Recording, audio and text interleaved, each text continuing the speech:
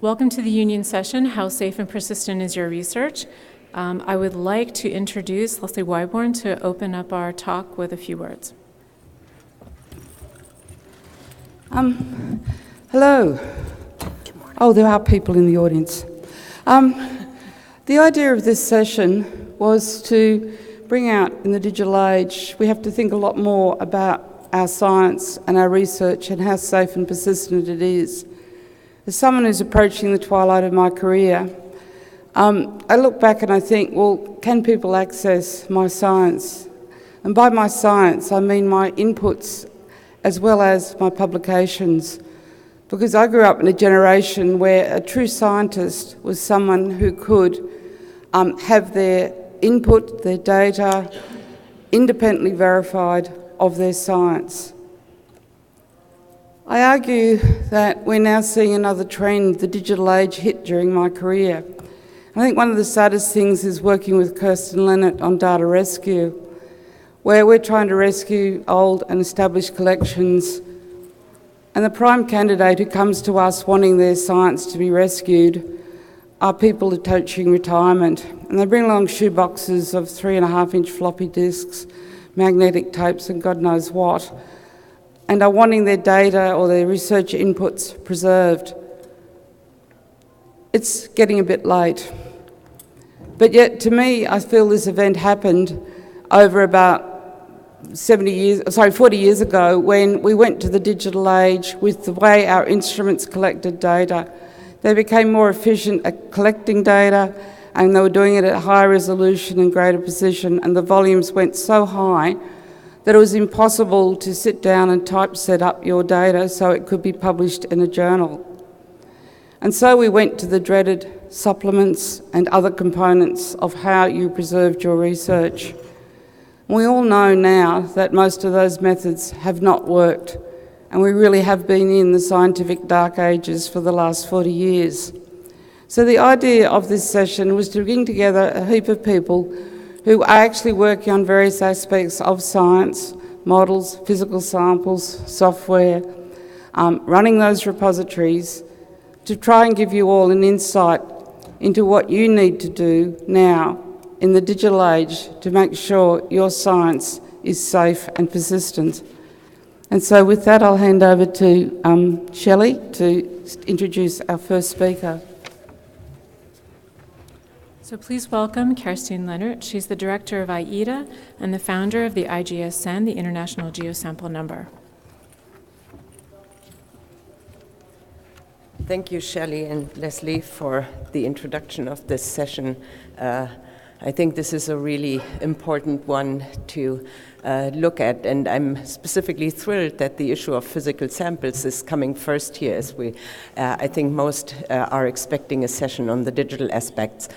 So my talk really is about samples, which are a fundamental and essential component of earth science research. And are they persistent? Are they safe?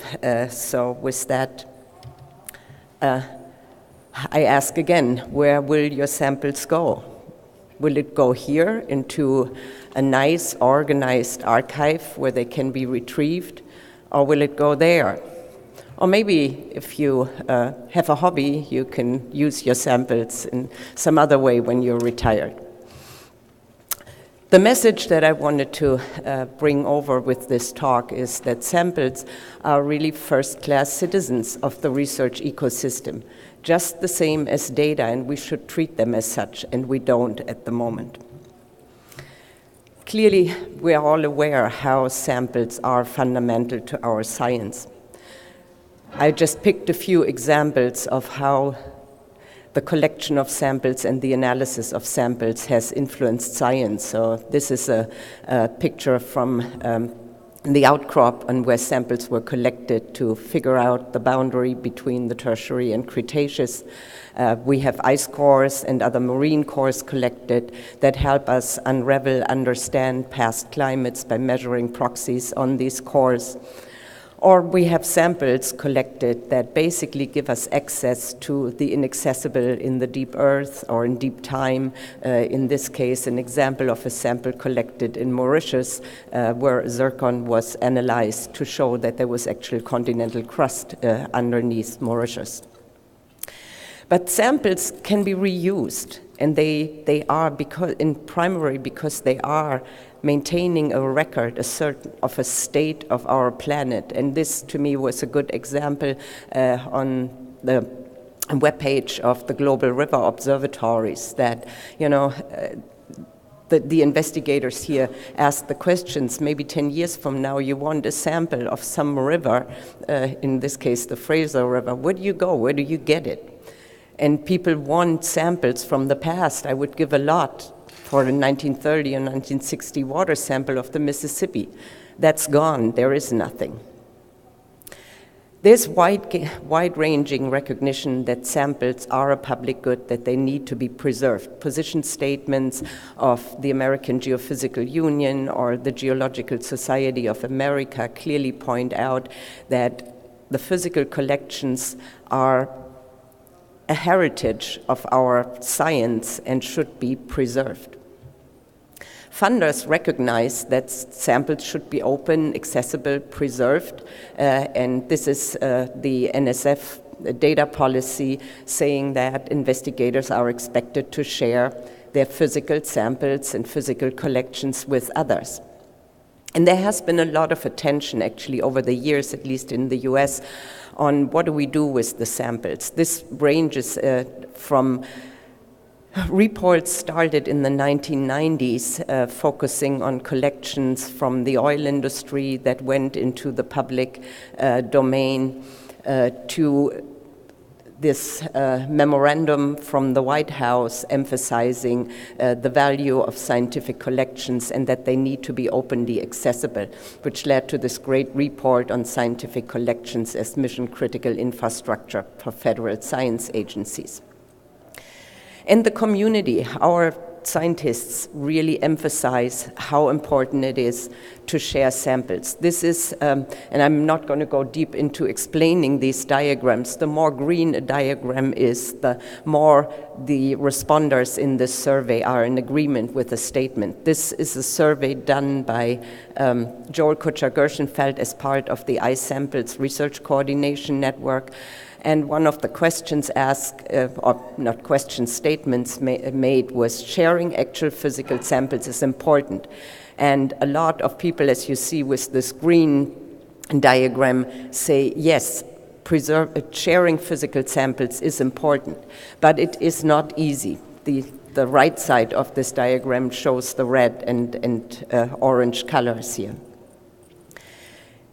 The community has clearly tried to take steps in making samples more accessible and preserving them. They recognize that there is a gap.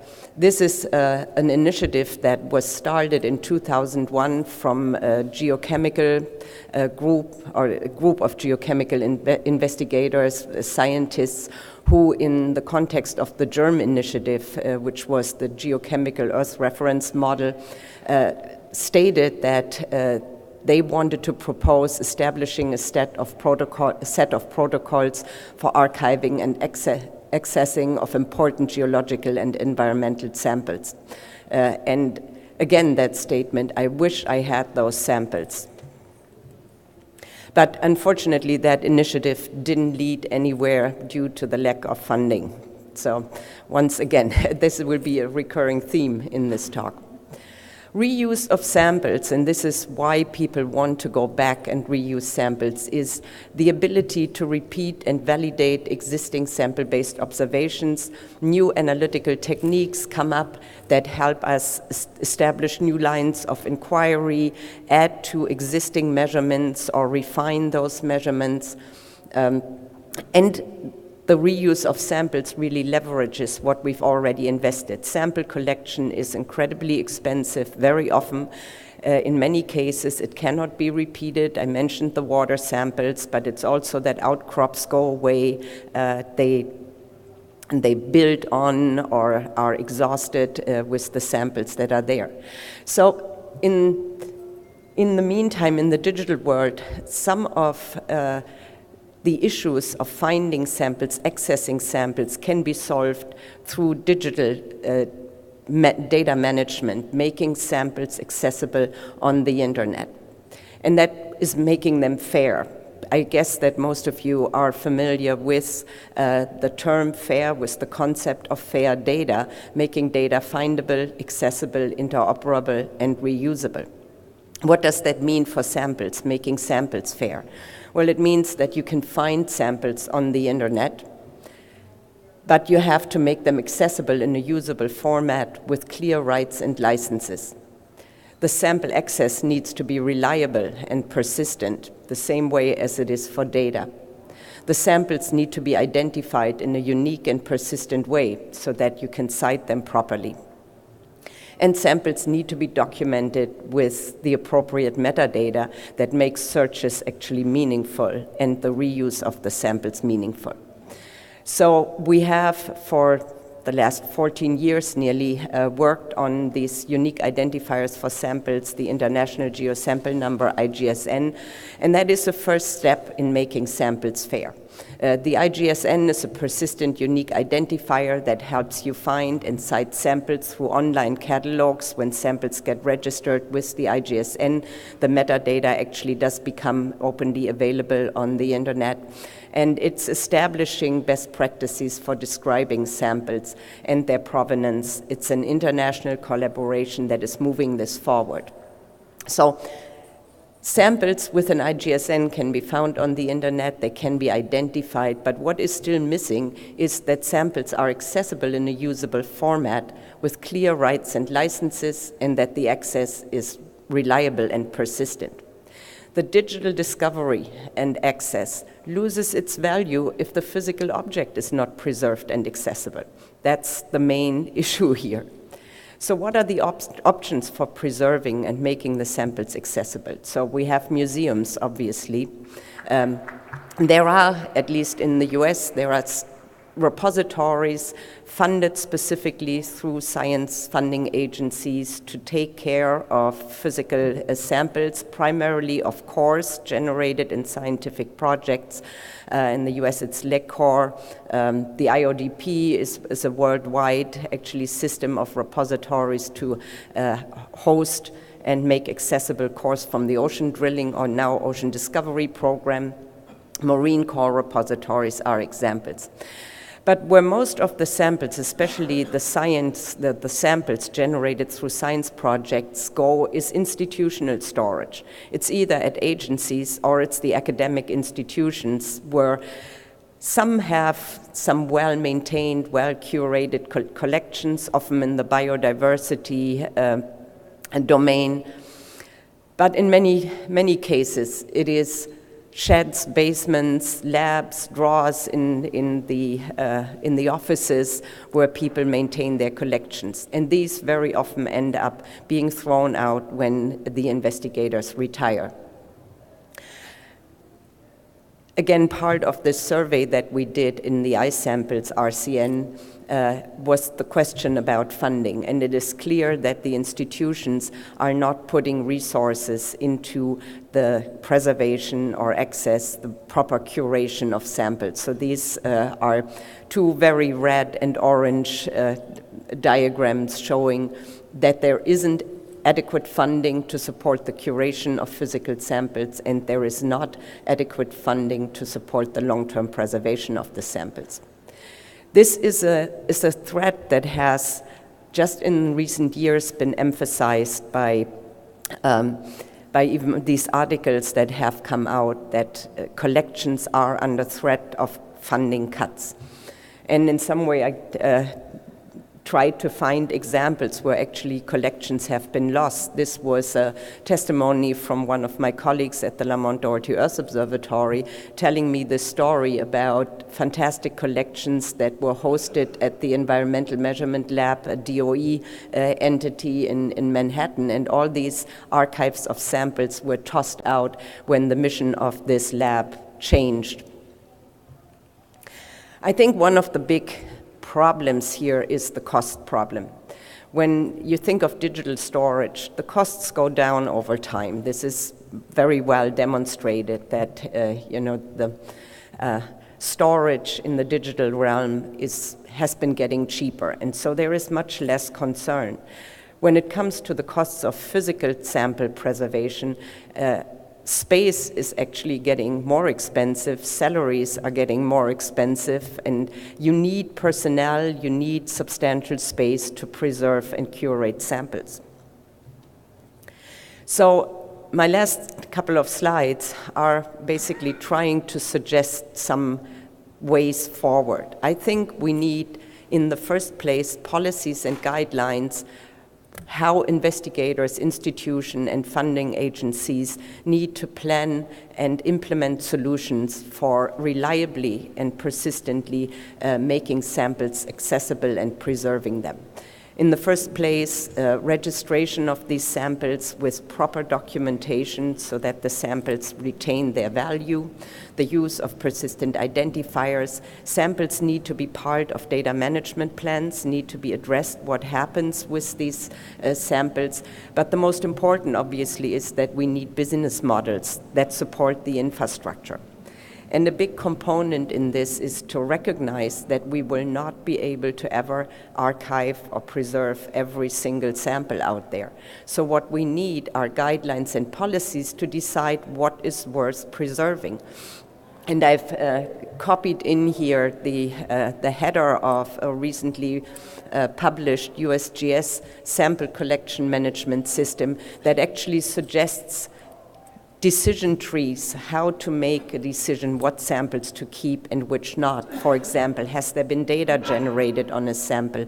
Have these data been published? Are there sufficient metadata for a sample? And is that sample really unique and irreplaceable? In order to move forward, I think we need a broad collaboration among funding agencies, mission agencies, repositories and museums, and the academic community, so that we can leverage resources and agree on common policies. So we're planning to run workshops next year as the final activities of the iSamples Research Coordination Network. And if you're interested in participating, I encourage you to send us an email to info@geosamples.org. Thank you.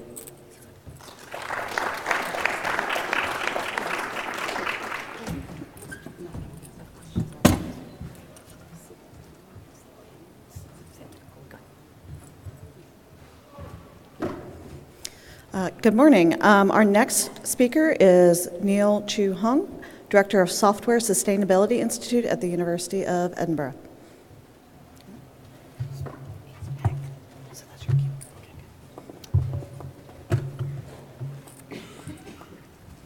Thank you very much, and good morning. So I'm going to be talking about the role of software in research and why it's important to ensure that the software that we use in our research is also persisted. One question, I guess, is that we talk about the reputation as the currency that a researcher has, and the question is, what does software have to do with this? So one thing we can do is look and see how software is regarded and used in research. We did a survey of researchers at research-intensive universities in the United Kingdom, and the results were quite remarkable. So as well as almost all researchers using software, which is something that we might expect, the thing that was really interesting is that almost 7 out of 10 of them said that their research would now be impossible without the software that they used. So these are specialized scripts, packages, tools, and models that are being used to manipulate and manage data and experiments.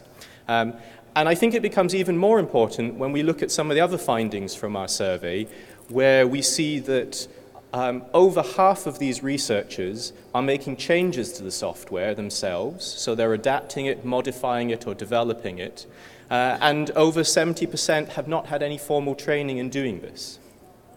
And in case you're wondering, this isn't something that's just a challenge in the United Kingdom. A similar survey that was conducted in the US of the Postgraduate National Association came up with figures that were very similar to this. And we can see this as well when we look at where software is mentioned in papers. So if you look at Nature, for instance, of the 40 papers that were published in January to March of 2016, you'll see that software appears an average of 7 times. So 7 pieces of software mentioned as part of the methodology in each of these papers. So software is everywhere in research. And that's the issue. So one of the things that you start seeing increasingly is examples of where software problems have caused good data and good research to be regarded with suspicion. So, for instance, in this example, a scientist called Chang was using a script that he had written to analyze the data that his lab had produced. A very simple error, flipped 2 columns, basically just inverted part of the workflow, and as a result, he had to retract 5 papers. And this, again, is something where the data was sound, but the research was called into question because of a software error. For those of you who follow world politics, we've seen similar problems in economics, where a famous paper that is used as the basis of many governments' austerity measures is based on a spreadsheet which did not sum all of the rows, thus leading to a different result from what was predicted. And I think the big thing that we've seen is that this has gone mainstream. This is no longer just something which comes up in the editorials of science publications or in Nature Communications. This is something which we see in mainstream publications like The Economist, in the Guardian newspaper in the UK, where what we are talking about is, it seems, a crisis in the reproducibility of our research and our ability as researchers to use and develop software. But obviously, I don't think this is quite the case.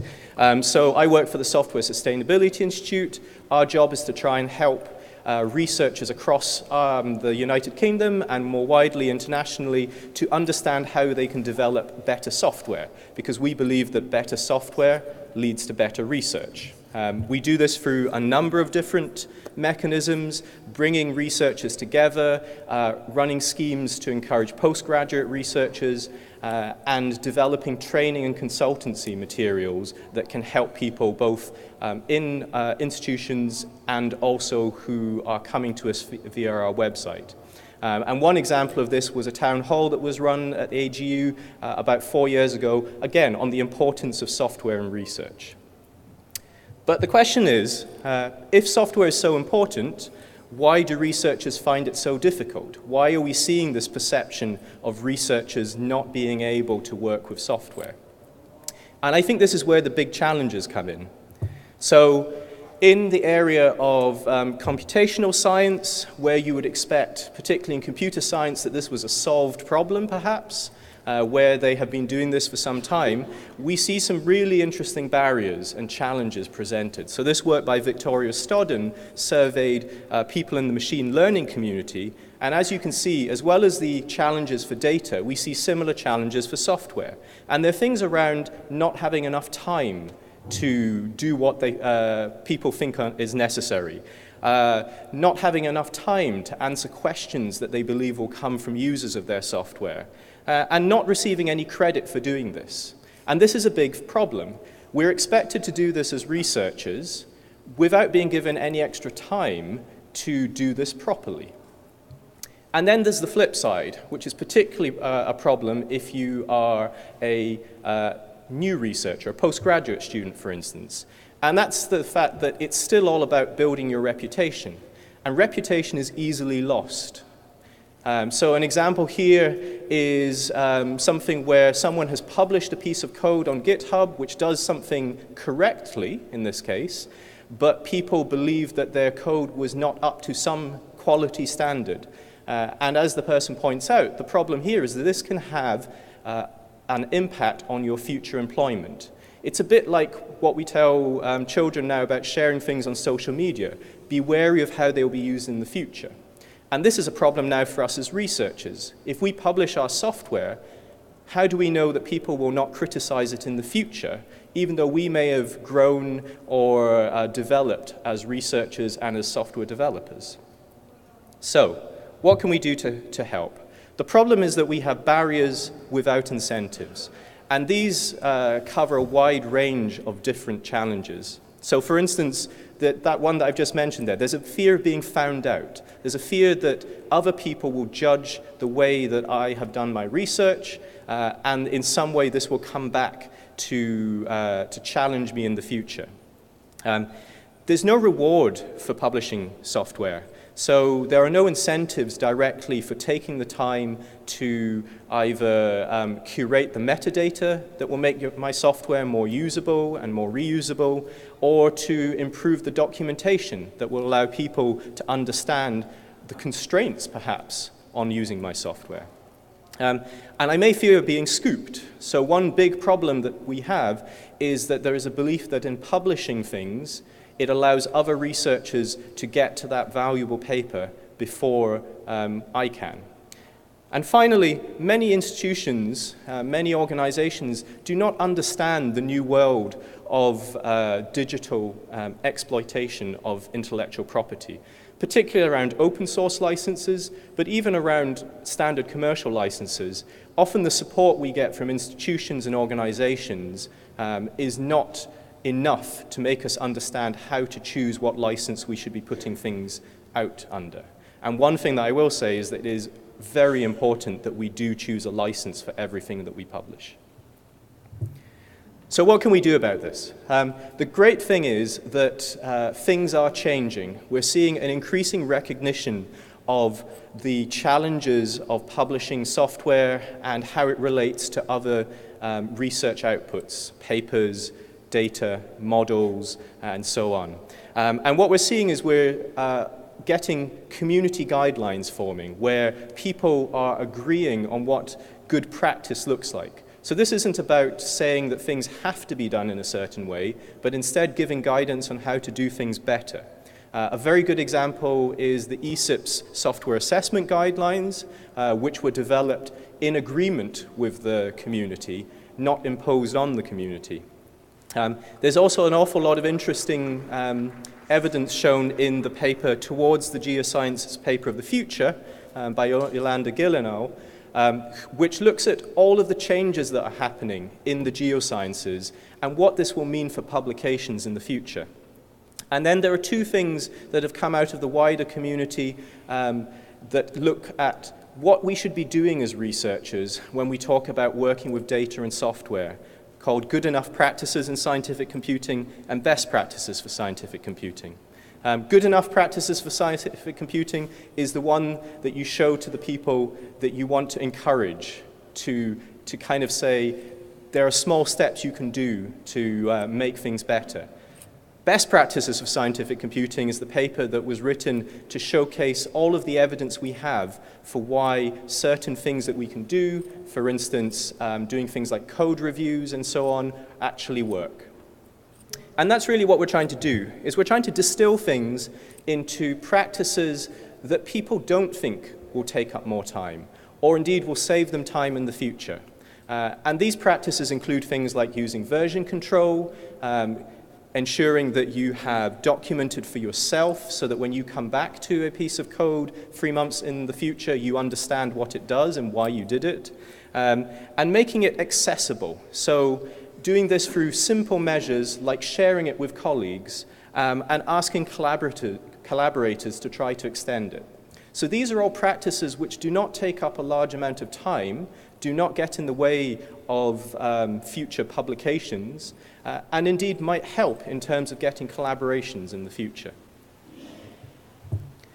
The other thing that I'd like to highlight is that this lack of training that I mentioned from the survey that we ran has been recognized the world over, and in particular, a couple of organizations called Software Carpentry and Data Carpentry have been formed to create an international community of instructors and learners, where what we have is open source resources that give the foundations of how to develop software or how to manage and analyze data to any researcher who wants it. So Just now, somewhere in the world, there will be 2 software carpentry or data carpentry workshops being run, and the number of researchers that have been taught through this program has gone up into the thousands and nearing the 10,000 mark. So this is a way of really having a very hands-on community trying to make things better, because all of the instructors here are researchers themselves. They've all had to go through this, and being able to learn from someone who's experienced the same challenges as yourself is, I think, the way that we encourage people to basically do these practices, adopt these practices.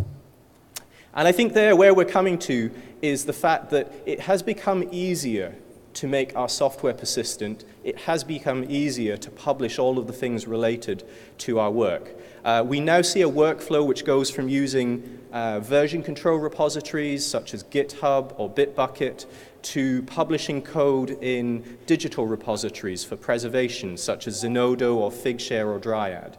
And the tools are there to make it really easy to do this. So if you're interested, in my slides I have links to the current practice for how you do this and where you can go from there. So yes, if you're interested in that, please do follow up some of these links. I'd also like to showcase 2 things which are being done. One is on software citation, making it easier, as the last speaker said, to ensure that you can identify things and have the right metadata. So there are efforts going on led by the Future of Research Communications group to bring publishers and scientists and editors together to understand how we implement software citation. And also the rise of literate programming. So what I mean by this are things like Jupyter notebooks, which allow you to mix both description and figures and software together. Because after all, if we are looking at the future of research communications, we can kind of see the things we do in traditional papers as really being an advertisement for our research. And it's in the code and the data and the figures and the methodology that we get the actual sharing of the research knowledge. So, I'm going to finish off by basically putting out a plea, and that plea is to help people publish their work. So if you are working with researchers in your own job, perhaps you're a supervisor, perhaps you are a new researcher yourself, don't be afraid to publish your work. It helps in many different ways. There are papers that show that it helps improve your citation count. There are papers that show, and studies that show, it helps improve collaborations. It improves the number of collaborators you have over time. And most importantly, it's been shown that if you have a strong and encouraging community, you won't be scooped and you won't end up being criticized, because if everyone publishes their work, then everyone knows what people's flaws are. And I think actually, if we've learned anything from some of the other communities, it's that doing that, having more eyes on the work, actually improves the quality of the software. Thank you very much.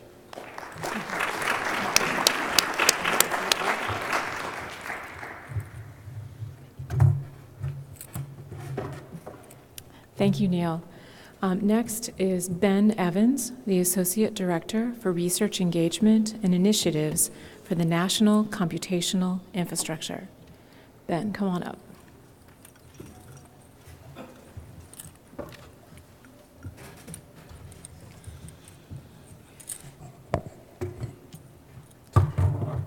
Cheers. Okay, so I'm going to be talking about large-scale digital science. So just to give some of my background. So I was a general relativist back in the day and moved into high-performance computing. We're now one of the top computational centres in the world, collaborating on anything from numerical weather research and climate research and through to more sort of other fundamental discovery in other areas. Also part of the Earth System Grid Federation, which underpins the CMIP, or the Coupled Model Intercomparison project, and other projects on a large scale around the globe as well, which is sharing the model data around for analysis. So I wanted to start with some questions really, and this is about challenges, so I don't have all of the solutions. I can tell you the challenges, though, of what I see.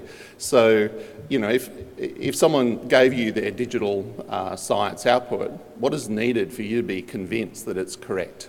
And how do you get convinced if it's such a complex system that there's no way that you could run such a thing yourself? What do you need? What standards should apply to that data? What other trustworthy processes would convince you that it's useful research and it's got correct outcomes? What are the assumptions and dependencies that are built into these systems? Do you really know what is the underlying platform that you're working on? And do these results persist over time? Would you use these outputs as part of the inputs for your own research and then ask other people to trust that work? So increasingly, researchers move from this experimental sort of handcrafted way of doing things, whether it's sort of in writing down formulae or even working on your desktop machine, and then moving into this sort of really highly codified digital science. So the advantages are that it's a very precise way of documenting exactly what's going on. We've moved a long way over the last 20 or so years on self-describing data, linking things up. Now we've got self-describing programs, and we've got workflow systems that helps track. So surely we're done? And the answer is no, we're a long way from done. And I'm going to focus my talk, I should say, mostly on the computational challenges, not just the data challenges, but really the computational ones, because I don't think they're quite understood. So first of all, whenever you present a talk like this about reproducibility or whatever, no one understands what you're talking about. And in fact, there's competing definitions for what repeatable or replicating research or reproducibility actually means. So I'm going to just use the one from the Association for Computing Machinery, and that talks about exactly repeatability, same team, same experimental setup. That means working on the same platform, the one platform, and trying to get repeatable results out of that thing. Replication is having someone else working on that sort of same experimental setup. Reproducible is something else again. I mean, someone else, some other team working in another setting, trying to reproduce that same sort of outcome. And there's other terms that we need to define as well, what's available and reusable, and what's contestable and what's visible. So on a large computational project, I thought it'd be useful to just think about sort of timescale. So in the space of less than a month, how repeatable is a piece of computation? And there's a few scenarios. What happens if the code crashes or doesn't complete? There's a lot of impacts there. If you're really relying on things, if you're in a numerical weather prediction or if you've got data services that someone depends on, then clearly if the thing is crashing, it's not even fit for purpose. If you're trying to process data and it's not processing all of the data, then clearly it's substandard and the results could be misleading even if you get the results out, for the results that you get at the end. The scientific discovery can be very difficult to get to if your code's not working, and you're also just misusing the computational resources themselves. So some of the general considerations are scientific corner cases and make sure they're tracked down. Potentially there's silent data corruption. And on the large scale systems, when we're into tens or 100,000 processes or so, we've got resiliency issues on the underlying systems themselves. Even checkpointing, if you checkpoint out, you've got to make sure that you've captured all of the information to restart from the appropriate conditions. So the second one is performance variability, which is a major impact if you're trying to compare against some other piece of software as well to see if it's performant or it is doing the right thing. So on time-shared machines, there's a lot of factors inside of that you're competing for shared resources. There's a lack of systems resources for that you've got to contend with, sort of memory bandwidths and so on, and you've also got caching effects. So all of these will affect the performance of your results. You won't get repeatable results. On the large-scale considerations, there's topology issues, there's operating system jitter, there's the actual size of the messages that you're passing around the machine, and the I/O itself will all affect the performance and could give variability. And then you've got the numerical variability, which is turning out to be one of the harder of the problems. You know, if you run the same computation over again, do you expect the same results? Or to what precision is it okay to get the same results? We talk a lot about bitwise comparisons on code, which is definitely a form of repeatability, and most of the time we use it for debugging code itself. On the large scale, the underlying computer arithmetic isn't reproducible at all, and this has been sort of an issue for some time. Gustafson's got a paper out there to change the IEEE arithmetic to see if it will become more reproducible. But on pre-exascale system, there's a lot of issues to do with bitwise reproducibility and the sensitivities of just sort of changing even the domains and the way that you break down the problem, or the number of cores that are thrown at a particular job. The underlying math libraries, there's been some work on being able to do repeatable math libraries, but it costs you about 10 times the computational power to do that. Back in the day, I don't think I've got it on the slides, but back in the day there's been a lot of talk about interval arithmetic on computation, and every time it's thrown up, we realise, it takes a lot longer to compute, and people just march on. We don't want that stuff. We don't want them in the road because the computation is sort of good enough. Whenever we're dealing with numerical weather prediction and other areas, we start doing ensemble calculations just to see how numerically stable the outputs are, depending on the slightly varying input conditions. So what can help over this sort of time frame and over the medium time frame? Well, there's certainly version control that will help. There's having professional integrated, continuous integration on the software, orchestration and containerization of very complex systems is certainly helping. For scientific codes, full version controls around the software it does help. For large systems, though, you need a full integrated version across all of those softwares, and then they typically should have confidence tests around them. For platforms and workflow dependencies, there are various systems, in place that have to sort of test out and understand what's going on. One of the issues we talk about, versions on data, but does anyone really think about versions on the service that deliver that data?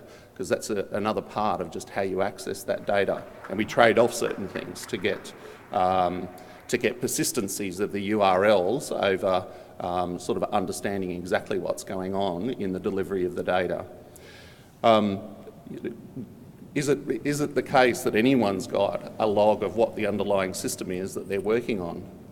If you're working on Amazon, I'm sure you've got no clue actually what system that you're working on underneath. But even for major systems themselves, do you really know what the sysadmins have been working on underneath? The fundamental libraries that you're depending on, may not be versioned at all.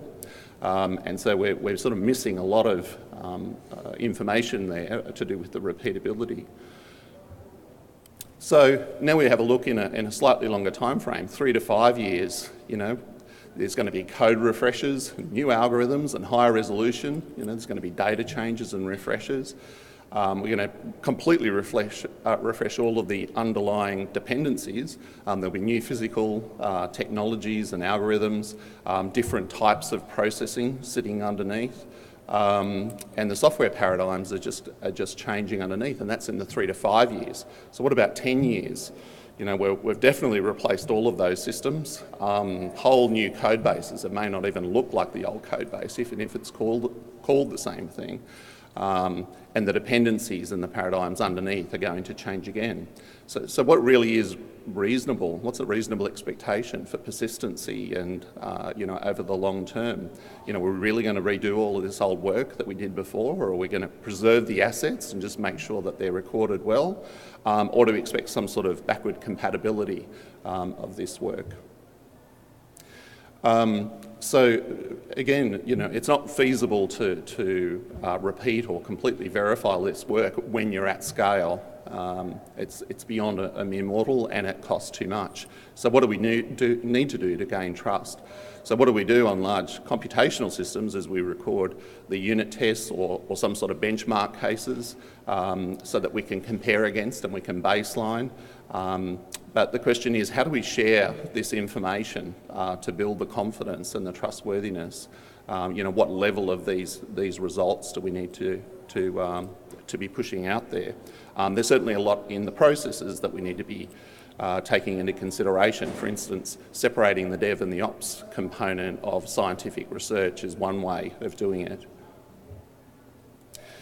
So there's certainly components of the solution out there. So the fair data principles, if they are applied more generally to other processes, then you can get sort of a higher level context. Let the programs and debugging and other things take place, but I think we can do some other things on the fair data principles.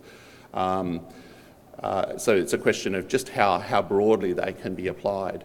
Also, the core trust seal processes look like a sort of a helpful starting point as well about exactly how far we should trust the processes sitting underneath. It might not be repeatable, but it might give you trustworthy results that you can rely on. The question is, are these really sufficient? We also put inside quality assurance measures as well, but the question is, how should we put those out? How should they be cited? We've also got these emerging issues which make it, again, more challenging. One is the standard thing about uncertainties. How should we present the uncertainties and in what form? They're really not done very well in digital science. What should we do to address the next generation of workflow systems like the microservices that are out there? We can't put really PIDs on all of the components in the chain, so what do we do? Well, maybe we use blockchain processes, which is being used in the finance industry now. To what extent do we really expect the provenance systems to work? At the moment, they're completely inadequate, in my view. You can't really, you might be able to record things, but you can't make any sense of all of that stuff. And what needs to be put in place when we get into deep learning systems or machine learning or AI, where we don't even understand what the result, what's going on underneath. We can understand the results, but we don't understand what's happening inside. So what does that mean for a trustworthy process? So in summary, repeatability is very difficult, both in the short term and in the long term. And yet we're trying to aim to be open and transparent and to help this replication and reproducibility. So we need to think a lot more about these processes and start to formalise, I think, a little bit more around this. We've certainly got some principles that we can fall back on, but they're not sort of broadly available, and I don't think people are quite using them at the moment, so that we've got a ways ahead here. And even culturally, something in the development process and the platforms themselves and the rollout need some work. You talk to a software programmer, a computational programmer, and they say, look, the research is me recoding every day. That's how I get the discovery, but it's really, it's a part of the process, but it's not something that you could rely upon for a reuse situation. So, in summary, I just had this quote from Rich van Feynman that you must not fool yourself, but you're the easiest person to fool. And so this is really where we back are at the fundamentals of digital science and computational science is how to increase that trustworthiness. Thank you.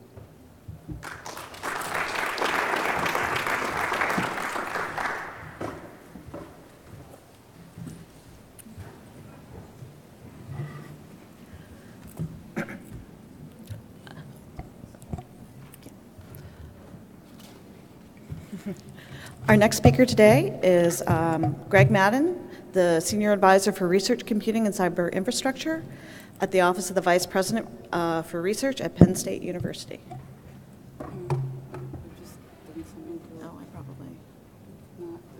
let's do that. There we go.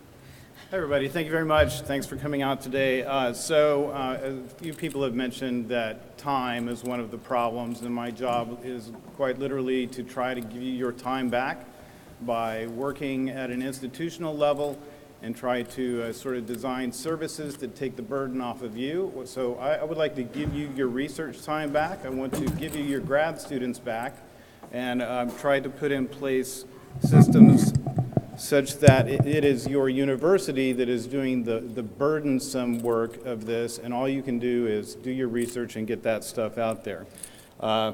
So I do have a very broad role at Penn State University. So again, what I try to do is make it easier to acquire research data, easier to acquire research cyber infrastructure, and easier to meet your open research and open data requirements or recommendations, and basically just in general make it easier to do research. The biggest problem, I think, at an institutional level is that while interdisciplinary work is widely recognized as important on the academic side, we really don't have anything on the administrative side which emphasizes the importance of interdisciplinary work. So we have an office specifically to help researchers work across disciplines, but we have no such thing on the administrative side. On the administrative side, we are essentially thrown loose in a gigantic university and asked to sort of magically figure out how to work with one another. And that does not work any better than you might imagine it would. And we have what I call the problem of a lack of institutional self-awareness, which is that if I pick a random person from one office and ask them what another office does, they probably don't know. And so when you have sort of 15 or 16 offices needing to work with one another and none of them has any idea what the others do, it makes it very difficult to get anything done. And the reason this is important is because when you have things that seem simple, they can have a widespread impact across the university. So I'm going to use one example today, but if you see something like you must cite the data source if the data is used in a publication, for a university, that becomes a gigantic compliance issue which can track across, 7 to 9 years. So it's difficult to put systems in place to make sure that this has happened. And so the burden ends up falling on the researcher to keep track of the various things they've agreed to do over the years. Things like must protect the data adequately. I was in a meeting with 17 offices trying to figure out what that actually meant, and that is very much a difficult thing. And this has gigantic impact on the researchers who end up with large delays. So just as a simple example, I had one recently where we were supposed to acquire some data with some security conditions, and this is the offices that were involved in the meetings over about a 6-month period.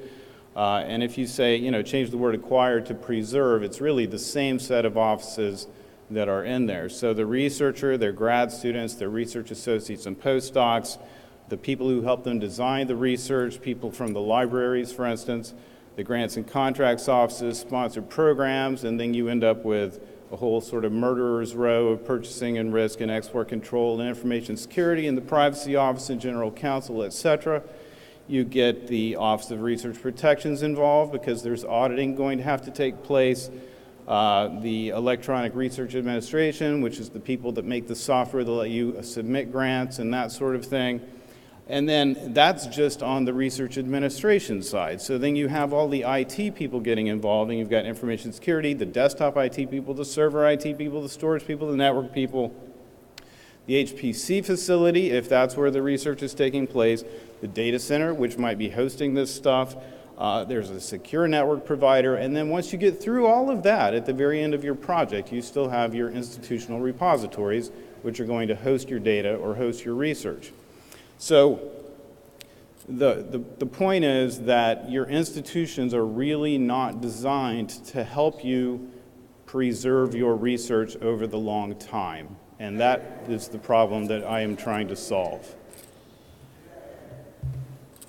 So the current state is that the services lack sufficient information about one another. They don't successfully communicate upstream to ensure that they receive the information they need. They don't know what information to send downstream so the next group can do its job successfully. They don't have tools to pass workflow among themselves. Their processes don't match up, so it causes delays in the system. Researchers often need to know which service to contact in which order just to keep things moving along. So you start something up and then it just dies, and you have to figure out where it died and what to do next. And then the sheer number of services means that even if all of the services are excellent, which is often the case, there's an inevitable delay at each handoff point, so you end up with gigantic delays in the system and misinformation and miscommunication. So there are 5 things that I think your universities can do which will help this situation and help, again, with sort of making your research safer and more persistent.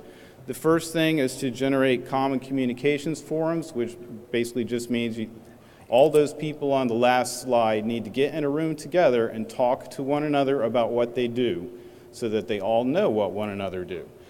This addresses the problem of institutional self-awareness.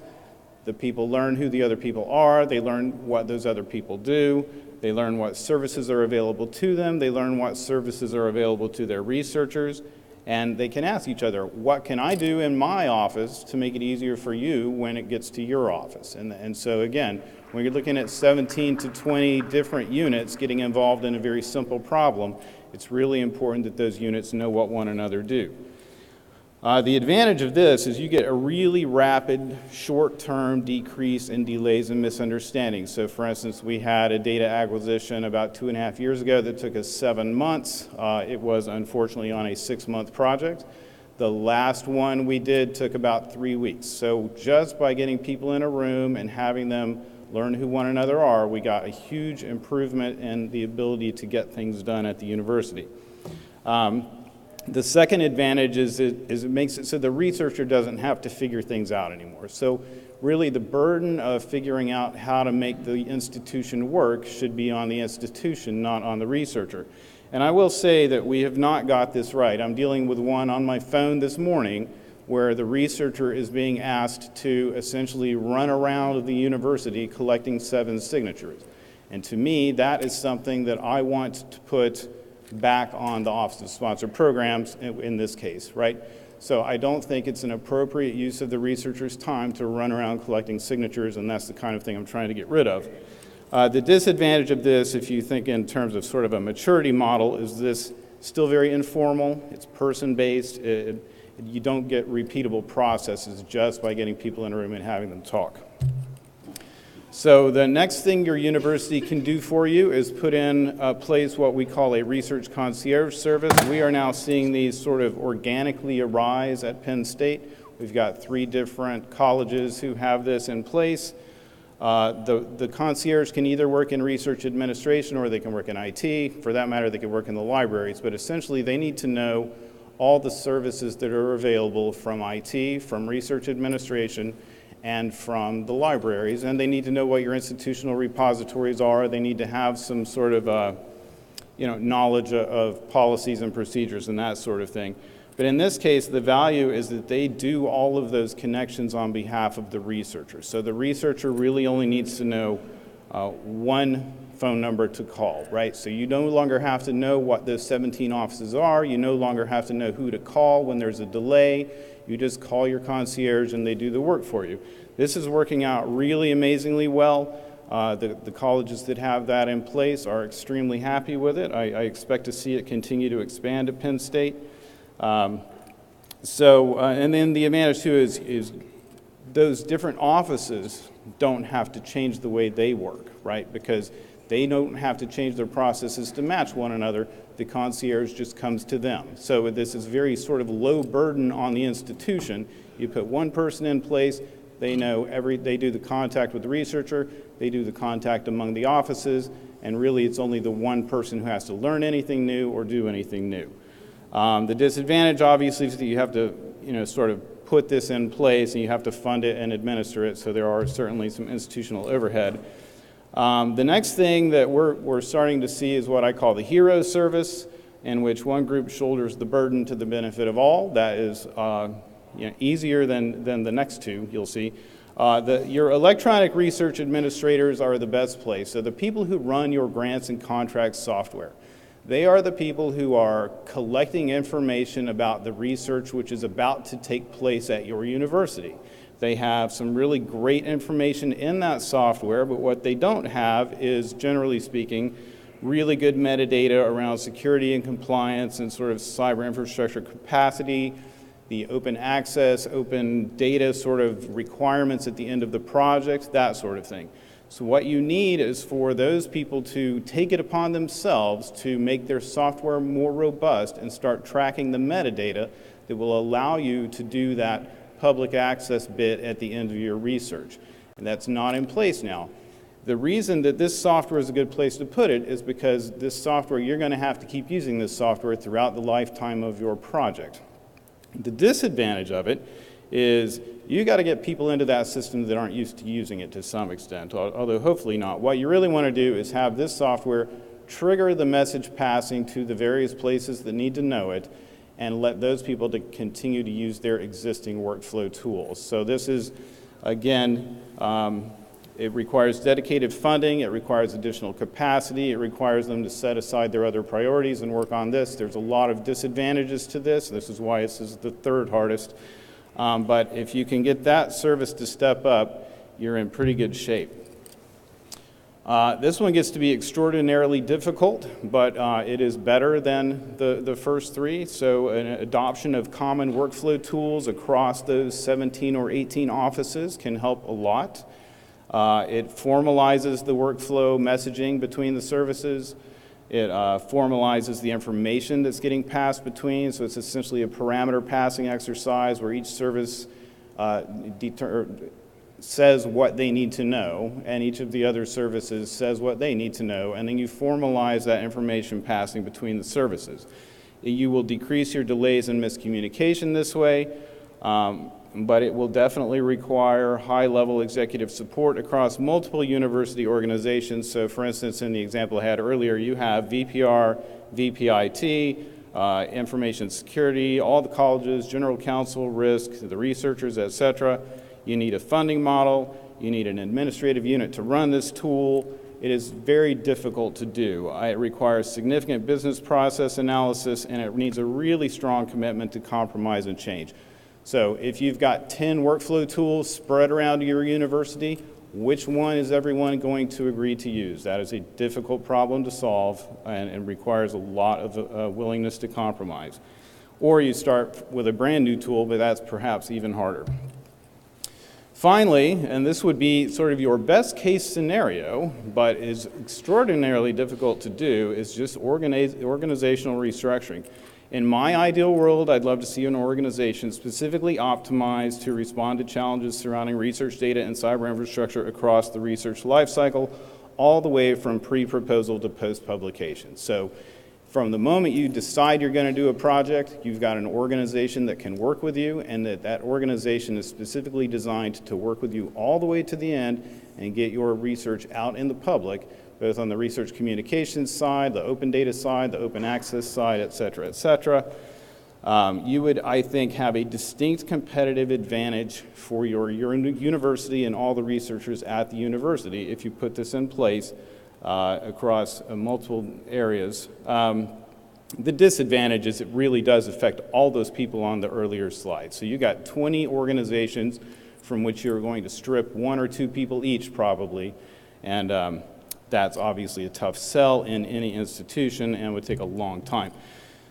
So in summary, what I would say is that the increasing regulatory and contractual requirements surrounding research data are exposing limitations in the way universities organize themselves. We just are not ready for what we are now being asked to do, both on the secure data side and on the open data side and on the open research side. We're just not organized to do this at all.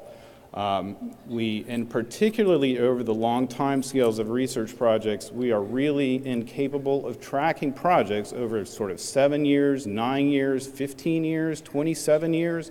We are not ready at all. We've got nothing that's going to let us know 25 years from now if we're still in compliance with things we promised today. We've got nothing. So it's going to be a strongly cross-disciplinary effort, at least until we can get these new organizations in place. And so the point is just that if all of you should start working at your institutional level and start trying to address this problem. The end. Thank you.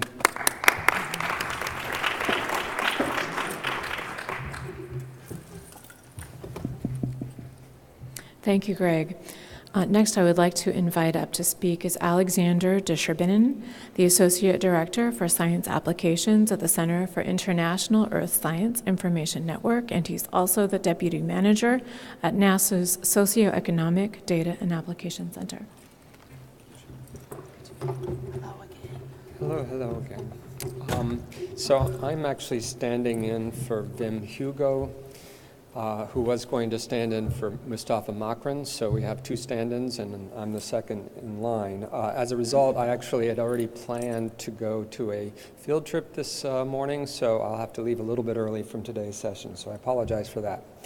I thought I'd start with a little bit of history because the WDS really has its roots in the geophysical and earth sciences. So I'll just read directly from the WDS website.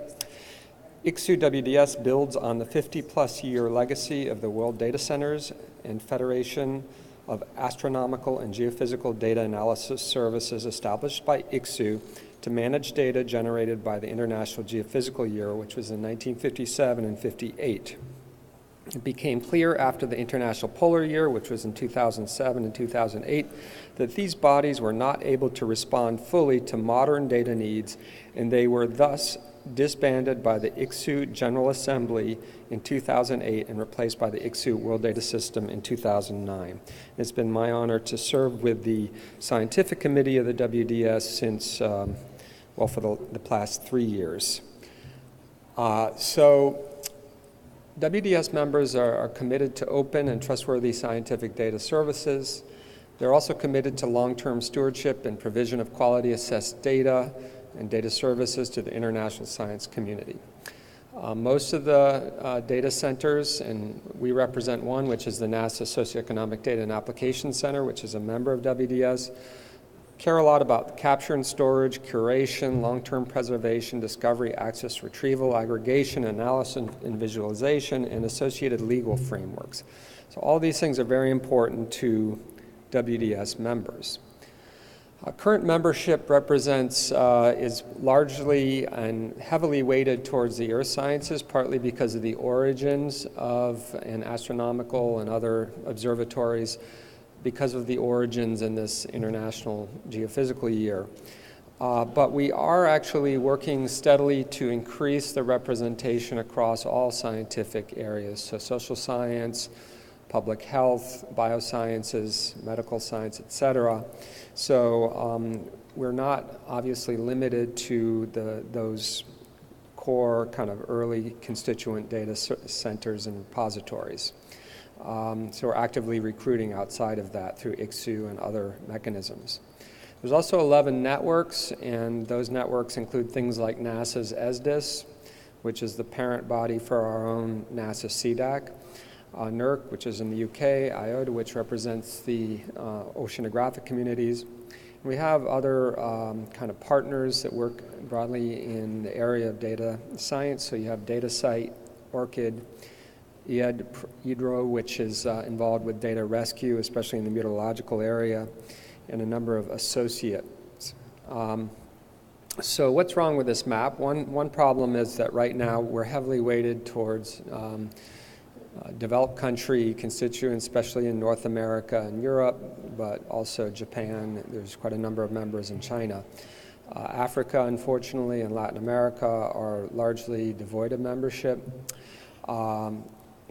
So, you can imagine dragons and other things on the map there until we fill it in. So what we are doing actually in pursuit of building our membership is to hold some regional meetings. Last spring we had a meeting in Grenoble, France, of course, of African potential members, because it turned out to be easier to get to Grenoble than a lot of other places in Africa.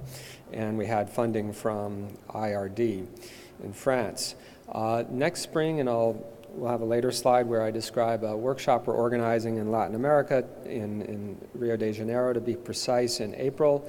And that workshop is really meant to, again, build out the network of data repositories in these regions, partly as a larger capacity building effort to increase the capabilities of these regional institutions to house and store data and serve as data repositories. So for regular members, we use a core trust seal. We've just migrated to that. It was a merger of the data seal of approval, largely European effort, and WDS to kind of merge their standards and certification requirements. Network members also need certification, but it's a slightly different process. I also serve as a core trust seal ad hoc board member. And so I've been involved in some of the early discussions about how to set that up. So what regular members commit to is a core level certification and periodic review every 3 years. How much does that cost, you may ask? It's about €1,000 for a 3-year period, so $1,200 to $1,300 depending on the exchange rate. Gets you this certification, and then you can put that little seal on your data repository, and everybody knows that you have kind of passed muster with the international community as far as trustworthiness goes. So essentially there's a 16 requirements that go into the core trust seal. One is, there's some contextual questions that basically have to do with what's your mission, who's your community. We are very much focused on domain-specific repositories, so we've actually had some applications from, for example, Figshare, which is not domain-specific, and we realized we probably need a new category for those kind of non-domain-specific data repositories to gain some sort of certification without necessarily essentially having that domain expertise. Organizational infrastructure has to do with where you are. Are you a repository that's associated with a university or a larger research network or government-funded agency? Is there long-term sustainability? Do you have plans in place for long-term archiving of the data center, data assets if you happen to have to dissolve because of financial sustainability issues? Do you have enough staff to handle the workload? Do you have actual advisory groups that help advise you on the kinds of data that you should be acquiring and curating and serving? Digital object management has to do with the quality assessment of the data, checksums and other basic checks to make sure that the data have basic integrity over time. Technology really has to do with both your IT infrastructure and software, but also your security systems. So are you actually providing a secure environment for the data? And then we, of course, encourage applicant feedback. And because we're at the early stages of this process, we are actually actively amending the guidelines to try to improve them over time. So there's 5 steps to becoming a WDS member. One is to express interest, and you can just go to the website and essentially contact, there's a web form, and you can contact WDS to say, yes, I want to become a member, or I'd like to learn more about it. Then there's the certification process, again, those 16 questions that I've been told, it can take anywhere between a day to probably do the first, or maybe 2 days, depending on who you involve in your process to actually fill out that questionnaire. But when you recertify, generally it may be a matter of 2 or 3 hours of kind of updating the information in that application, certification. And then the third step is basically a letter of agreement between your repository and the WDS. And then regular members are approved by the overall scientific committee, and renewal occurs every 3 years. There's an online application and extended guidance, so it's not just a set of questions, but actually some context and information that help the repository to actually understand what's being asked and what kind of information we're seeking. And then there's a peer review where 2 members of the Core Trust Seal board essentially review it, Up till now, it's been one member from DSA and one member from WDS reviewing. I've reviewed personally probably 6 or 7 applications thus far. And I personally, as a data center manager, also learned quite a bit about what are best practices and what other data centers are doing. So I think it's a very helpful activity for myself as well, for the reviewers. And then all successful applications are made publicly available. There's a big emphasis on having all of your, for instance, if you have an open data policy or if you have a workflow or other processes that are not sort of confidential, all of that information should be publicly available on your websites. So here's the why. Why should you bother getting accredited? Does it matter to, for instance, to your scientific community, the ones who may be depositing data, or does it matter to your users, the ones who may be retrieving data from your system? These are some questions we're actually having within the NASA DAC context because obviously NASA has a golden reputation. Why would it need additional sort of imprimatur of ICSU? But I think we're landing on the side of believing that this is something that actually adds additional sort of seal of approval and sort of gets us involved in international efforts to improve the pursuit of open science, FAIR, and those things we've been hearing about today, pursuit of long-term preservation of data. It can also give smaller repositories. In fact, I just recently reviewed a repository at a smaller university in the US that's largely, as we're following the last speaker, focused on internal data assets to that university. And that kind of seal of approval for that smaller repository can be very important, I think, for internal recognition within their university. It increases performance and agility, improves funding prospects, hopefully. So, you know, people see that ICSU seal of approval and maybe the Core Trust seal, and they say, wow, these guys know what they're doing. They have our respect because they've been validated by the external community as doing things correctly.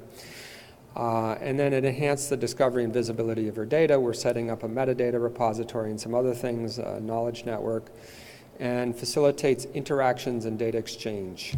So there are a couple of venues that we use to convene members. One has been the International Data Week. The last one was in 2016 in Denver. Many of you may have participated in that meeting. At SciDataCon, well, just before SciDataCon, there was a WDS Members Forum. This year, actually, it's not official, but I crossed out the dates which were supposed to be in the latter part of October. We realized that conflicted with the UN Data Week.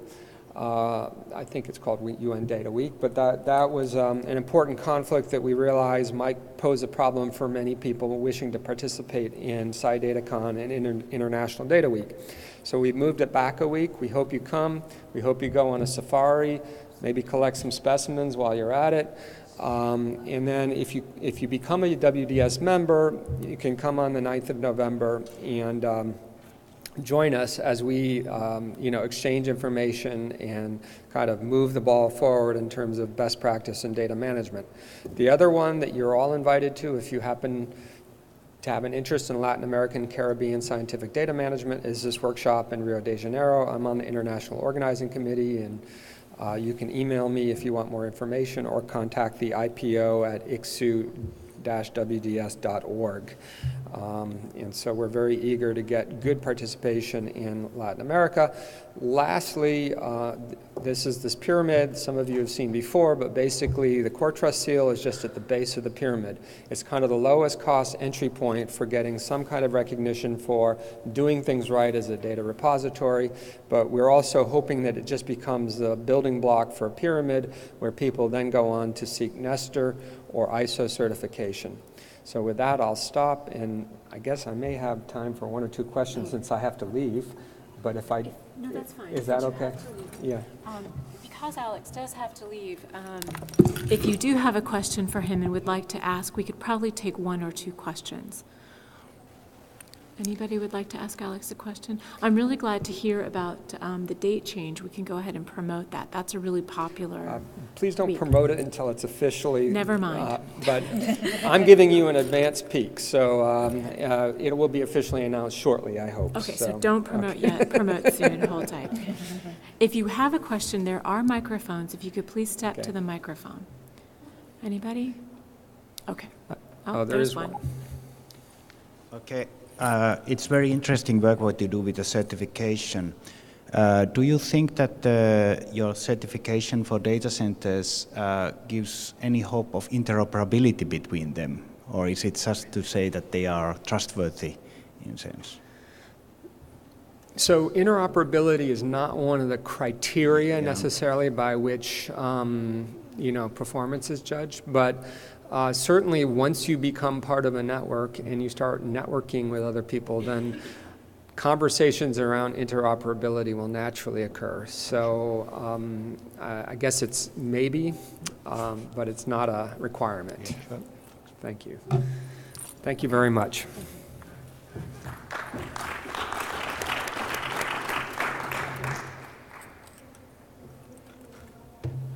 Thank you, Alex. And next speaking is Kerry Kroffe.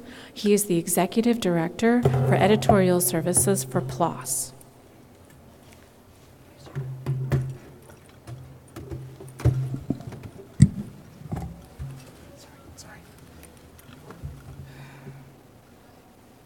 Okay.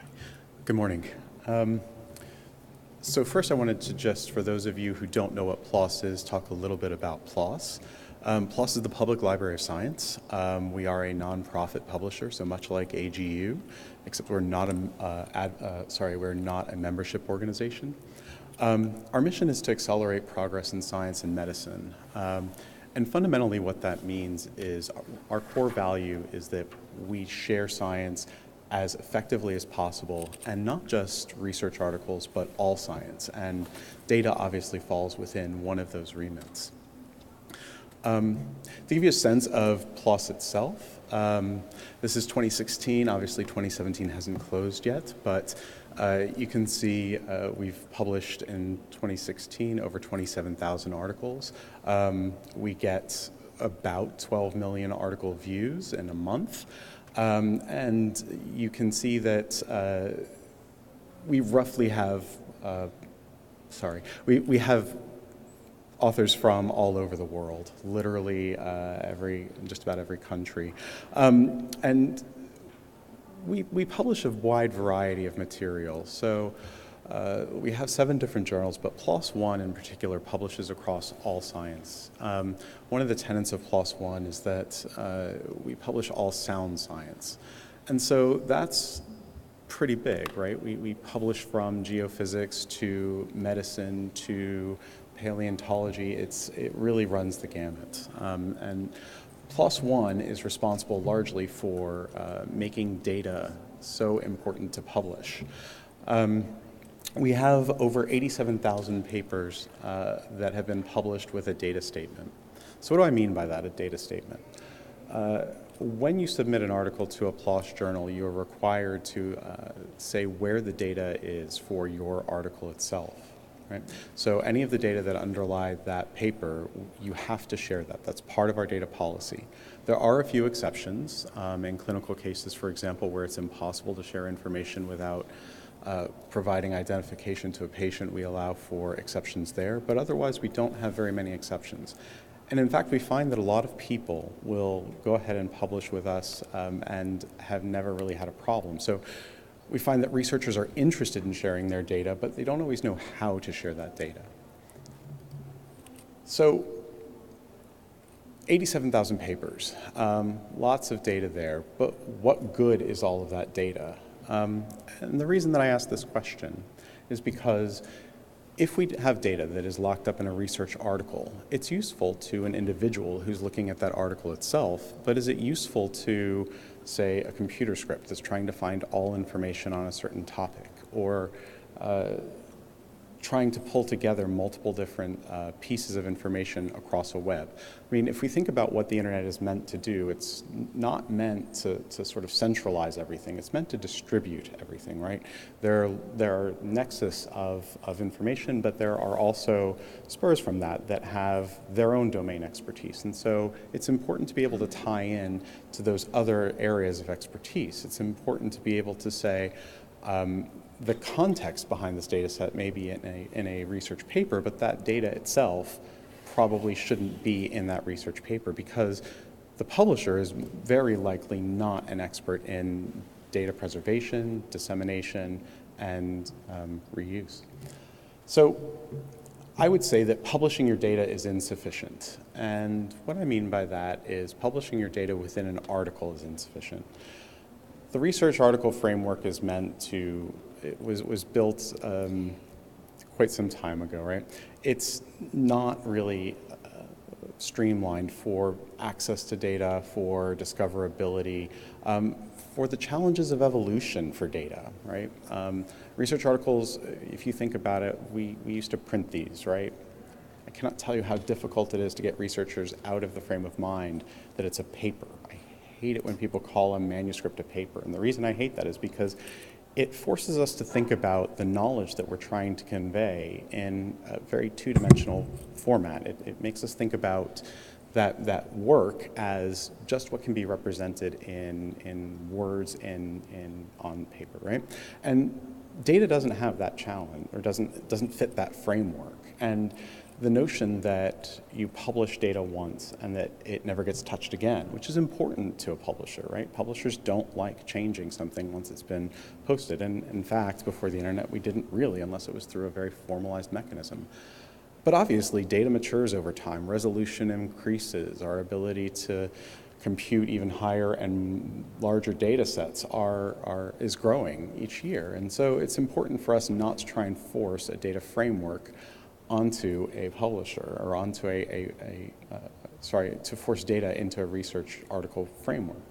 I'm here to say that data are first-order objects, right? We shouldn't be saying that data belongs as a subset of a paper. Paper provides, or manuscript provides a context for that data.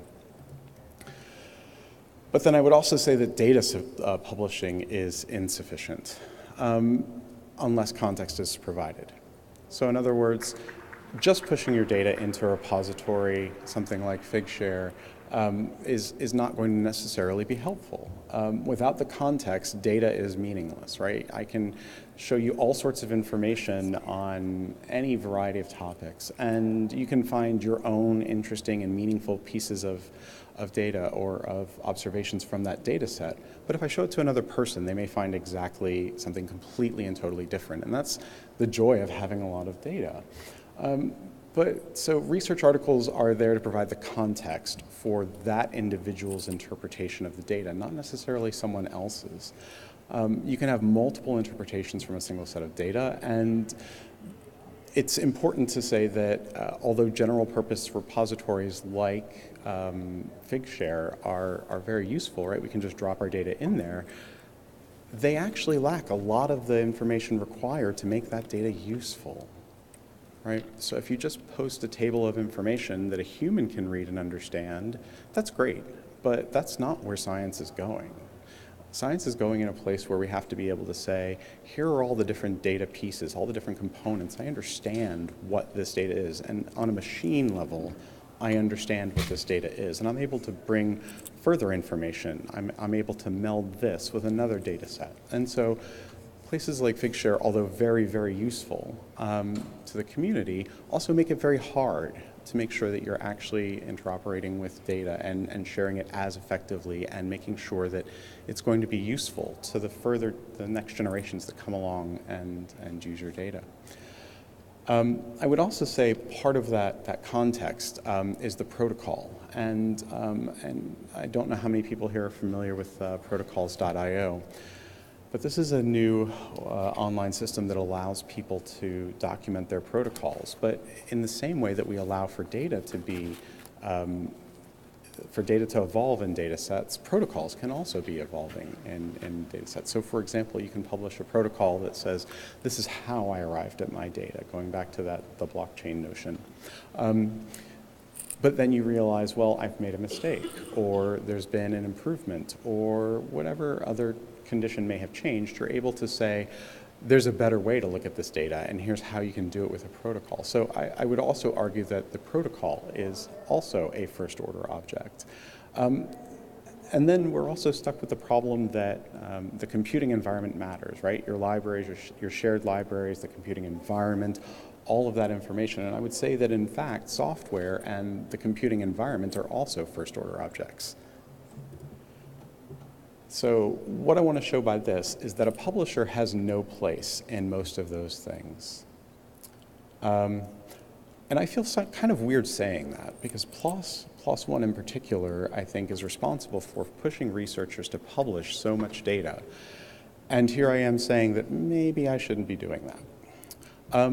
If you look at this graph here, you can see that the very sort of, it's looking light gray on here, are data products that are stored in SI files, supplemental information. So these are published with the article as is. Authors provide them to us. We simply put them on the website. The darker gray is material that can't be published. So for example, where we have clinical trials or other information that for one reason or not is not allowed to be shared. And then in the darker blue, you see that the data is available in repositories. In 2015, we had about 18% of compliance, or 18% of the papers that came to us being published in repositories. In 2016, we had 20%, and in 2017, we've moved up to 22%. That's not good enough, in my opinion. I think that top number, the data in SI files, I'd like to see that move to 0, or move so close to 0 to be closer in line with where we say the legal or ethical restrictions are applied. And the reason that I want that is because while the data sits on our website in SI files, it is completely opaque, it is completely absent, nobody can see, no computer can see what that is, and only humans can find it by happening to get a reference or a citation and looking at that data. You also don't have any of the rich data around it, so you can't really describe what is contained in those files, nor are you able to say what is the reuse requirements for that data. So, although I think PLOS has been fundamentally important in saying that data should be shared, I think we're also the exact wrong venue to share that data in. And I'm hoping that as time progresses, we will have more venues that we start pushing to. So it's really good to see people here talking about different repositories and how to find them, how to find trustworthy repositories. So where should we be going? I think actually a lot of the speakers that have preceded me have given some really good clues about where we should be going. I think we should be looking at the different sort of domain expertise areas. I think that making data fair, a lot of people have talked about this, and I don't want to beat a dead horse, but it is important to say that you really should be considering these principles regardless of whether it's a physical object or a digital object. I would say many of the challenges that we face for digital objects also apply, or the physical objects also apply for the digital objects. Yes, the cost of storing that information is going down, but it's also a lot easier to lose a lot of that information or to see it accidentally thrown away. So please do get familiar with that. But what I think is the most important is saying you need to work within each of the communities and build community standards. So understand what those community standards are. And as geologists, geophysicists, geoscientists, all of you in this room, in this conference, have the ability to define what data products are the most important for you to keep within your own communities. It's also critical to push for open data in your community. Obviously with PLOS we believe in open science, and without open data you can't reproduce. But open data on its own is not useful enough. You need to be able to have your protocols, your data, and your code open in such a way that researchers that are, say, a generation away are going to be able to, with some ease, reproduce or at least come to the point where they're able to make use of the information that you've produced over time. And going back to that bit about credit, I think it's important for everyone to be citing data sources. As a speaker earlier mentioned, we don't get credit for the hard work that goes into creating data. And it is hard work, and maintaining data, and then maintaining code. Well, one way in the academic world that we provide that very valuable credit is by citation. And so make sure that you're citing your data sources as a first-class object, so not as a blurb in, for example, a data availability statement, but putting it in the reference list and saying where you got that information so that those people who are actually curating data sets, and maybe not necessarily producing a paper for each time they invest massive work in that data, are getting credit, and so that they're able to continue that hard work. Because let's be honest, it's not, looking at the room here, a lot of people I don't think understand that data is a lot of work, and that they're not getting the credit for actually producing all of that information and curating and ensuring that it's preserved, and we only miss it when it's gone.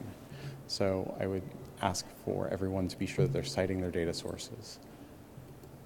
And that's all I have to say. Thank you very much.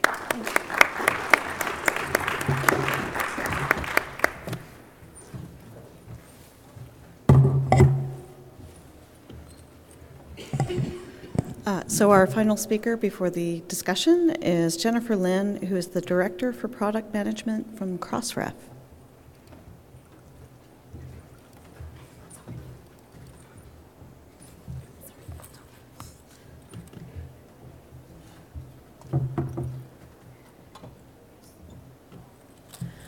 Hi, I hope everyone is doing well this morning. I feel very, very safe in here. Speaking of safe and persistent, sorry about any earlier interruption I might have made coming in and out. A quick lesson that I've learned is no badge, no bathroom break. So there you go. Thank you so much for the organizers. It's a pleasure to be here. And my name is Jennifer Lynn. I'm the product director at Crossref. Those of you who are researchers may not have heard of Crossref. Some of you may have heard of DOIs. They often come appended to a bibliographic citation. You may find it as part of the research article that you've published. But a DOI is just a digital object identifier. And what this does is it ensures that no matter where your content lives online, any reference to it always persists over time. So many publishers will change the landing pages, locations, the URLs, etc. The DOIs ensure that over time, the content will always resolve to the most recent landing page. That's certainly one of the things that people know about Crossref. What we've been trying to do is to elevate the awareness of what it is and the value of the service that we provide. We call ourselves an infrastructure organization. Infrastructure meaning in the same way that we have utility companies making sure that there's electricity going through the lines, that your water comes in through the pipes at the right times and not when you don't want it. We serve in the background and often, in the hopes that you really don't know that we exist if everything's working well. In the same way, the water main only really becomes visible to your day-to-day lives when the pipes break. So we are infrastructure. And another big important part of this is that this infrastructure exists to support everyone in this community. And so while we are a nonprofit that is comprised of publisher members, all of the metadata that we collect, and I'll talk a little bit more about what this metadata is and why it's important, is freely available. It has no paywalls. There are no subscription fees to get access to it. It is freely available for you to access, for you to use and reuse. And for you, primarily, as I'll mention in this short discussion today, they are systems, machines. The primary consumers of this metadata are the tools that then have people behind it that then do serve parties such as researchers with discoverability engines, researchers with indexing or discoverability platforms, analytics, tools, funder systems for funders, research institutions also have systems. It's those systems that suck up all of the metadata that we provide, but certainly there are human-readable versions of it that we do make available. So this metadata infrastructure, just a quick summary, I think, it's to help collect the provenance of research works that are registered with us. And at this point in time, pretty much all publishers are part of the Crossref membership. So we cut across not only the earth sciences, but also across all of the disciplines.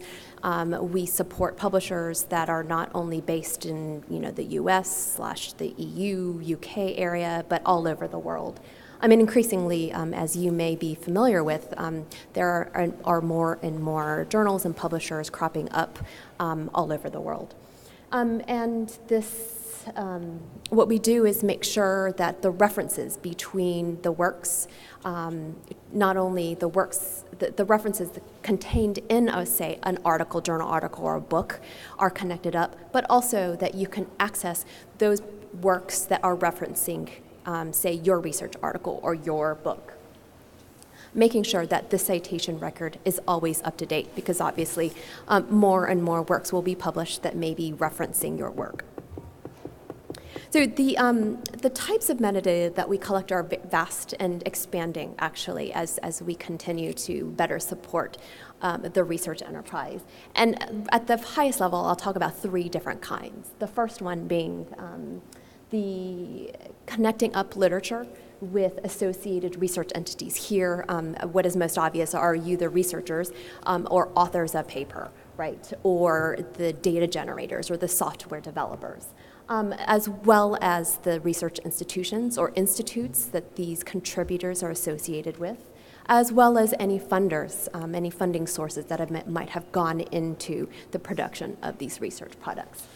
Literature in our metadata is also linked up to other types of research outputs. Of this, I'll go a little bit more into things such as data, software, protocols, et cetera.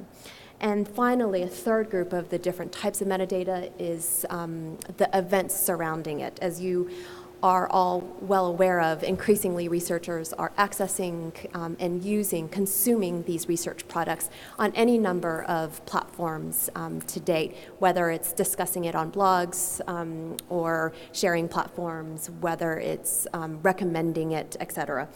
Those are the types of metadata that we're also collecting, which we're calling events. So this talk certainly is about making, our research safe and persistent. We've had a number of different speakers come before to discuss different ways in which they've perhaps interpreted safe and persistent. And just for the sake of clarity, what I'll be going into really interprets these 2 terms in the following way: that safe is to meet the community standards for research integrity and reproducibility. Thank you to Ben for the technical definitions of reproducibility. I also find that this term is very, very vague and used quite a bit by different players in a vast number of ways. And persistent, meaning that it's part of the scholarly record, it's linked to other scholarly artifacts, as well as those parties that are connected up to it, and it's made available in a standard fashion so that systems across the research ecosystem can all access it. So just to get a little bit more into what we mean by safe, the Crossref metadata that we collect does help to support, in my mind, and by means support meaning it is certainly not the answer to, but helps contribute to our overall effort in ensuring standards of research integrity. Certain types of metadata do this particularly well. This is just a smattering of the kinds. Some of these are very important in ways that we don't even really immediately see. Things such as ORCIDs, being able to identify authors and reviewers, are very useful in the event that it comes to light or becomes suspect that a particular connection between, say, an editor or a set of reviewers with the authors is in question. Or even one of the things I did not put in here, references. We've all heard of citation cartels and other types of gaming that is conducted. Anyway, some of these metadata, I think, would be very, very useful for those who are concerned about research integrity.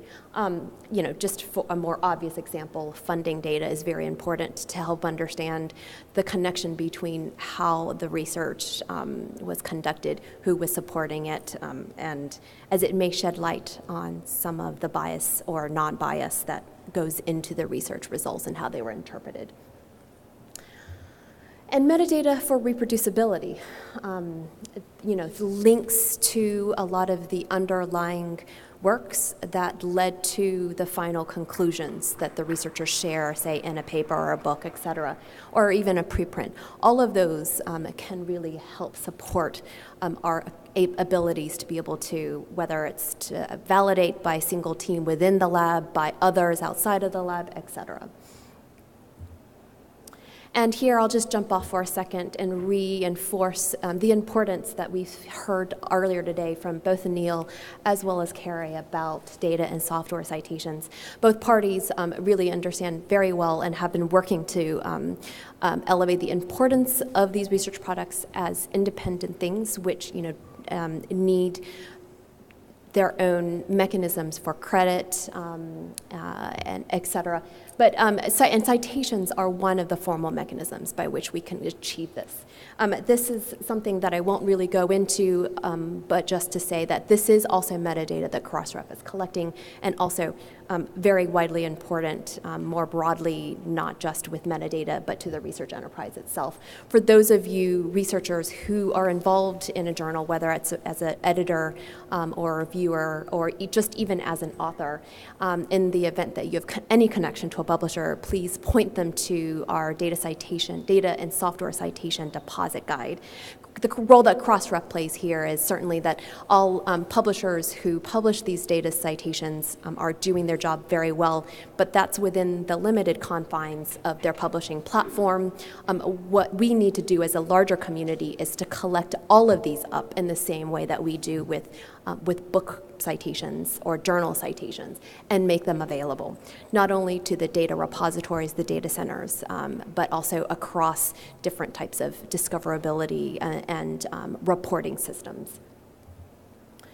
So we've been playing around with this notion that there's a nexus of associated research objects, and at the center, if you're a journal publisher or if you're a researcher who publishes articles, it is in the red circle an article. But it's connected up to the data and software, to the protocols that you may have also shared on a platform, to any conference papers such as AGU. And many journals will publish the peer reviews, often which contain insights, critiques, recommendations, insights from other expert researchers about this paper.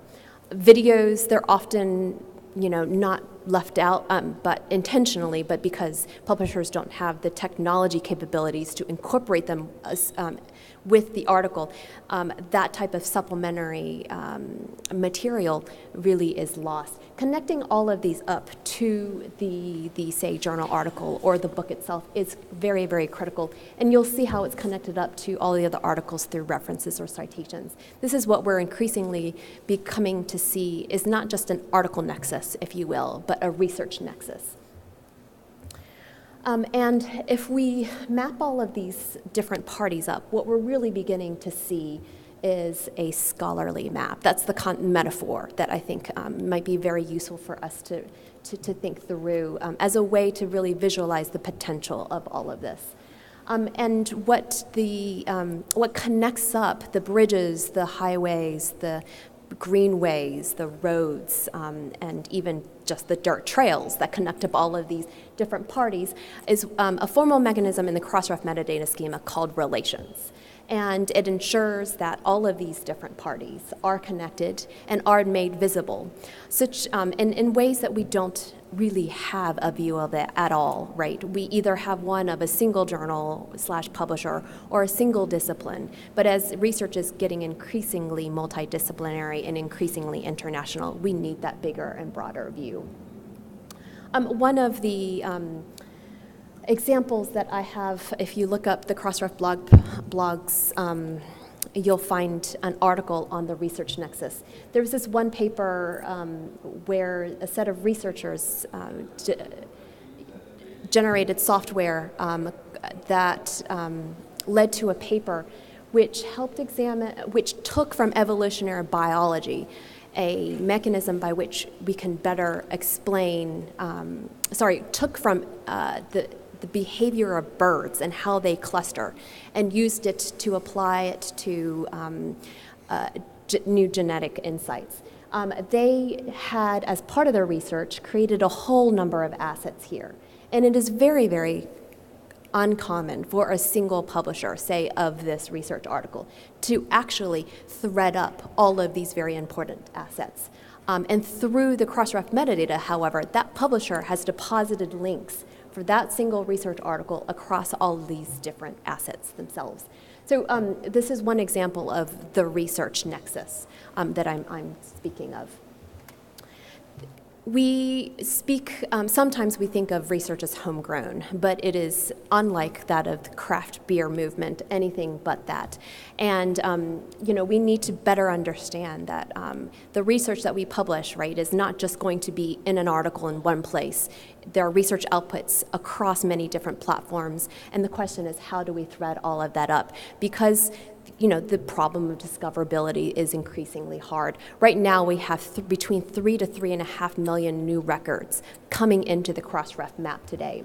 And so I think what the question is for all of us is, what can we do to ensure that the research is accessible, is persistent, and is usable, meaning it is safe to use.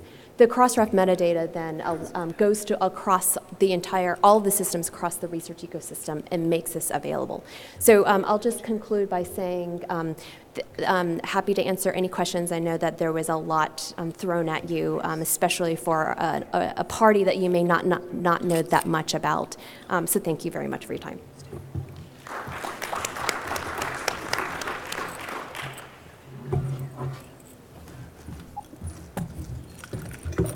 Could all of our panelists please come up to the stage?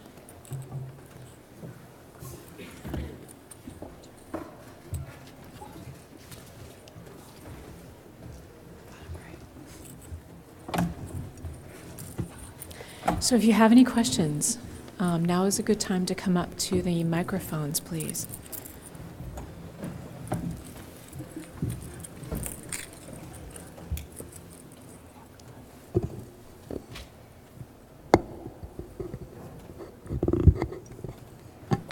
I'll ask one. So what do you all think about for large collaborations? I guess I'd like to get your thoughts on, for large collaborations, how you credit all the components of building up that data set. Because there's, the traditional, especially in neurosciences, you have the person who collected the data, analyzed the data, published the data, did all those pieces. Everybody knows how to do that one. But when you have these large teams, you've got a lot of people who helped QA, QC it, who helped process it, who helped build the higher level product. I'd love to hear your guys' thoughts on how that happens, whether the physics model is the only one that works or whether there's some other models that we can start to adopt with all these new referencing capabilities. Would anybody like to take that? Hi, I'll just kick off and answer and then pass it on to my other panelists. The problem of this particular crediting problem is one that is a very big one. It's something that I can testify many of those groups which we represent have been trying to grapple with, and so it's not solved. I guess two things that I hear coming out of your question: what do we do with large collaborations where there are many people who are generating this data?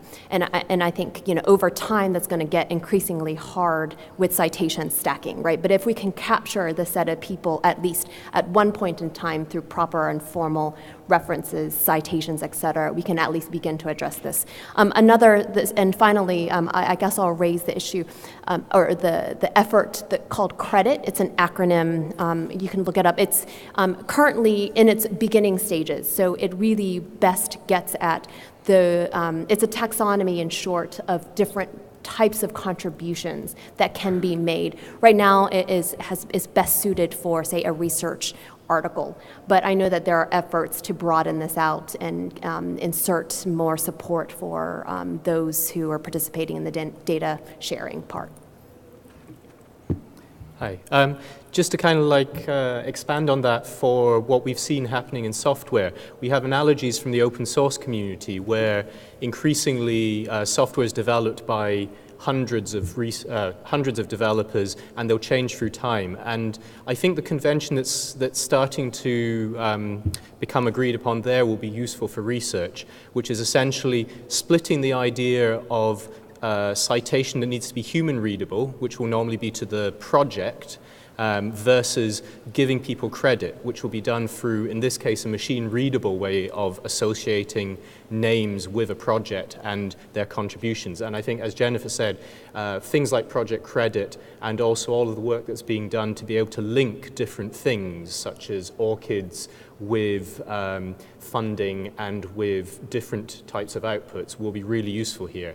And if we can split this idea of sort of going between the human readable short form and the form that we need to be able to parse to give credit, then we'll get a lot further.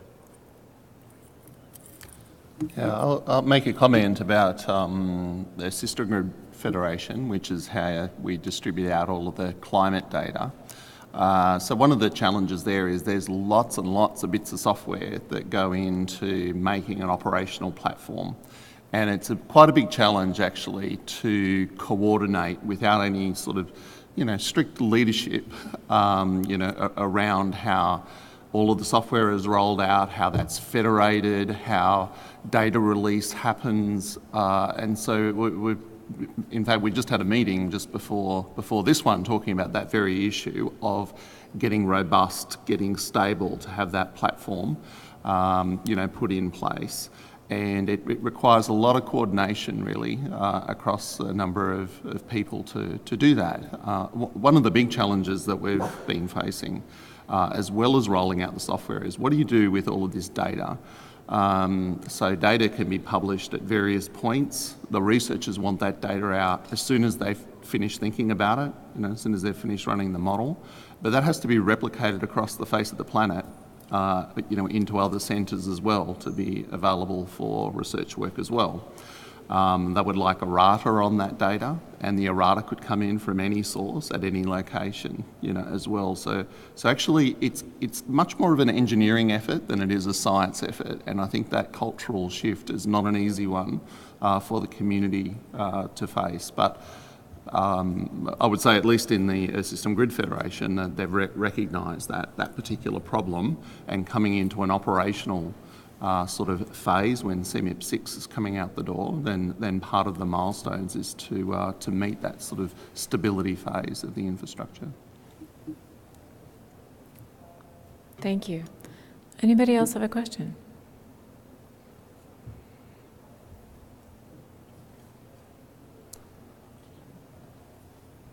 All right, we're coming right at 10, so that actually may have been a perfect ending, and thank you all. Thank our panelists for wonderful talks today. Really appreciate everything, and enjoy your next set of sessions.